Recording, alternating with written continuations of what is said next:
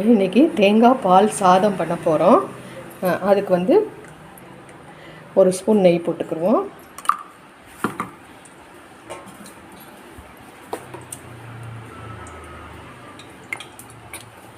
ஒரு ஸ்பூன் தேங்காய் எண்ணெய் போட்டுக்குருவோம்.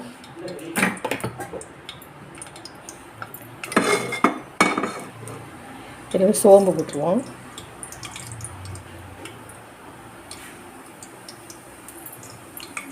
சோம்பு, பட்டை, அன்னாச்சிப்பூ,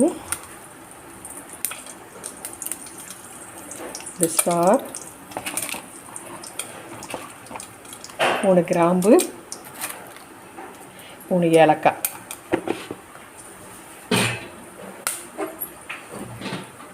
இதெல்லாம் நல்லா வெடிக்கணும். சிம்மில் வச்சு இது பண்ணுவோம். பிரிஞ்சி இலை,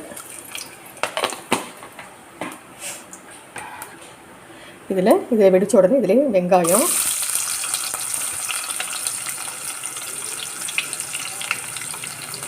பச்சை மிளகாய், புதினா,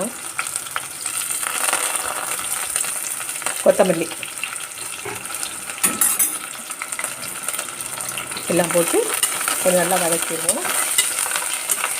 வதங்கும் போது இதிலே தக்காளியும் போட்டுருவோம். ரொம்ப போட வேணாம் தக்காளி. நான் வந்து ஒரு 300 அரிசி வச்சுருக்கேன். பாஸ்மதி அரிசி கழுவி ஊற வச்சுருக்கேன். அதில் எது போட்டுருவோம். இது வேணுங்கிற அளவுக்கு சாதம் எல்லாத்துக்கும் சேர்த்து கொஞ்சம் உப்பு போட்டுருவோம். அதில்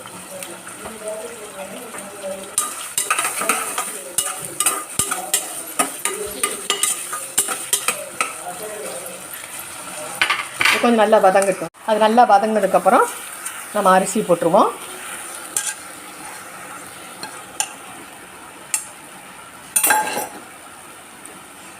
இந்த அரிசி வந்து நான் 300 அரிசி எடுத்துருக்கிறேன். இதில் தேங்காய் பால் ஊற்றிடுவோம். எப்பயும் போல் நம்ம சாதத்துக்கு வைப்போம்ல அதே மாதிரி ஒரு முங்குற அளவுக்கு வச்சா போதும். ரொம்ப வேண்டாம், சீக்கிரம் வெந்துடும். நம்ம ஊற வச்சுருக்கிறோம் இல்லையா, இது ரொம்ப சிம்பிளாக ஈஸியாக பண்ணிடலாம். பாருங்கள், தேங்காய் பால் மட்டும் நம்ம எடுத்து வச்சா போதும். இது கரெக்டாக உப்பு இருக்கான்னு மட்டும் பார்த்துக்கோங்க. பார்த்துட்டு மூடி வச்சுருவோம்.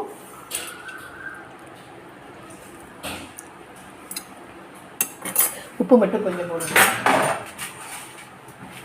உப்பு மட்டும் நான் கொஞ்சம் போட்டுக்கிறேன். இதை அப்படியே மூடி வச்சுருவோம். நல்லா கொதிக்குது. இப்போ நம்ம கொதிக்கும் போது மூடி வச்சுருவோம். உப்பெல்லாம் கரெக்டாக பார்த்துட்டு மூடிடுவோம். மூடி ஒரு 3 விசில் வந்தால் போதும். நம்மளுக்கு 3 விசில் வந்த உடனே ஆஃப் பண்ணிடுவோம்.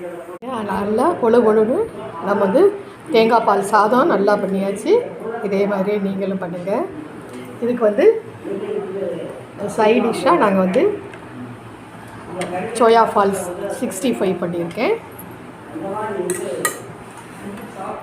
ஆனியன் ரஸ்தா, கேரட் போட்டு பண்ணியிருக்கேன். இதை நீங்களும் செஞ்சு பாருங்கள், சாப்பிட்டு பாருங்கள். ஒரு சாதமும் எவ்வளோ வந்து பொழுன்னு வந்திருக்குன்னு. இதே மாதிரி செஞ்சு பாருங்கள். சப்ஸ்கிரைப் பண்ணுங்கள், கமெண்ட் கொடுங்க. தேங்க்யூ, பாய்.